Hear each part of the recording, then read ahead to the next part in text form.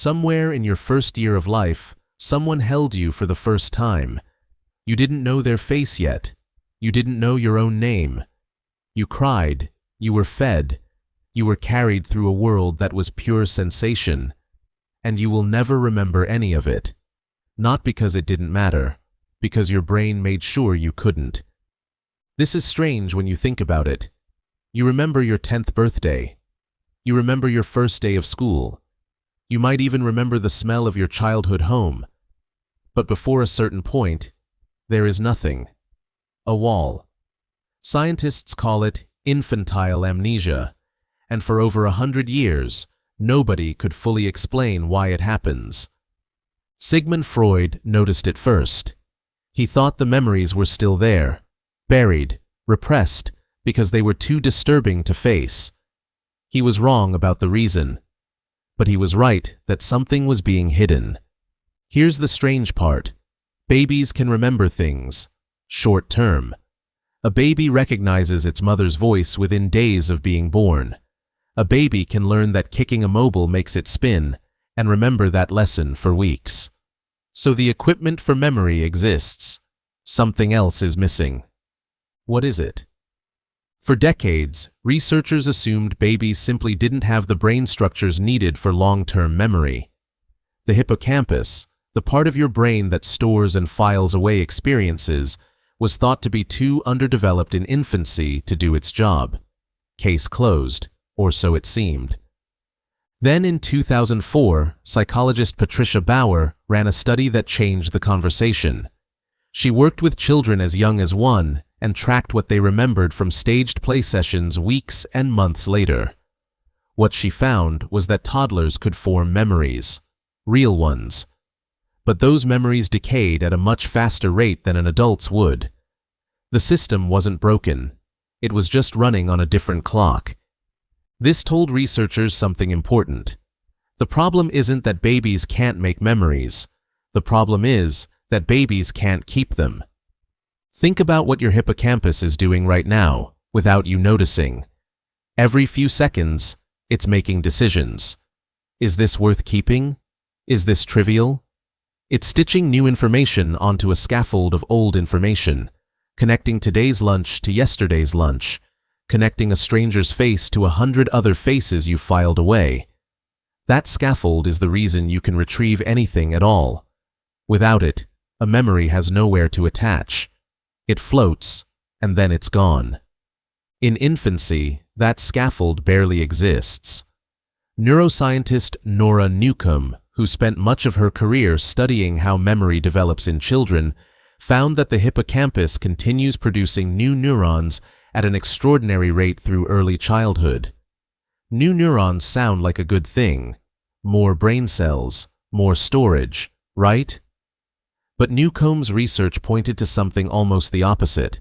This flood of new neurons may actually overwrite the connections that already exist. Imagine trying to keep a photo album while someone keeps ripping out random pages and gluing in new ones. That's roughly what's happening inside a toddler's brain. So, the wall isn't a mystery of missing equipment. It's a side effect of a brain that is building itself so fast, so aggressively, that yesterday keeps getting bulldozed to make room for today. There's a question hiding inside this. If your earliest memories were being erased in real time, why does that stop? Why does your memory eventually hold on? The answer has to do with language. Psychologist Robin Fivish spent years studying how children begin to talk about their own experiences, and what she found reshaped how scientists think about the fade-out of infantile amnesia.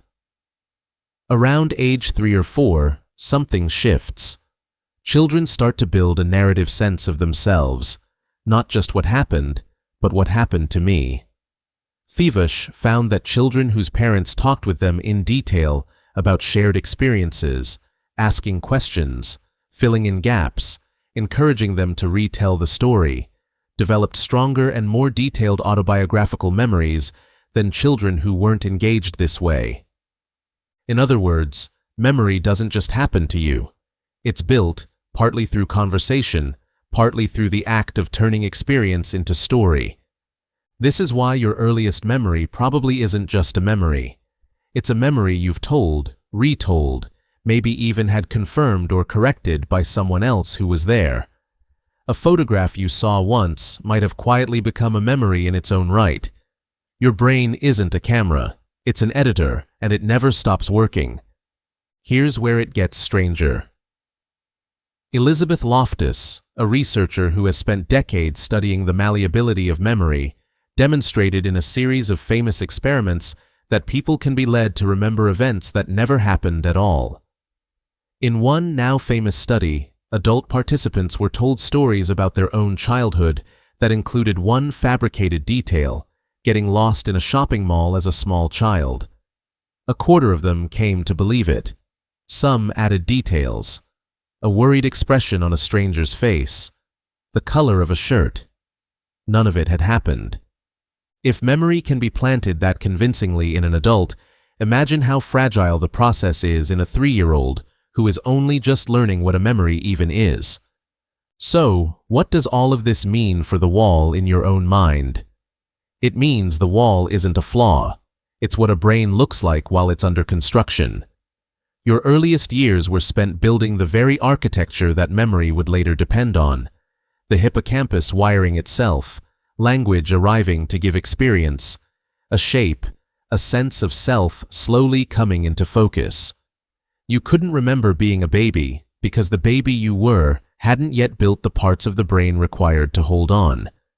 There's something oddly comforting in that. The forgetting wasn't a loss. It was a cost of construction. Every crawl across the floor, every unfamiliar face that became a familiar one, every cry that got a response, was laying down wiring. You still use today, even if none of it survived as a memory you can call up. And this pattern doesn't just disappear once childhood ends. You still forget more than you remember. Most of your days from even 5 years ago have vanished, not because your brain failed, but because it was doing exactly what it's built to do. Filtering, compressing, keeping the story coherent instead of keeping every frame. Maybe that's the real reframe here.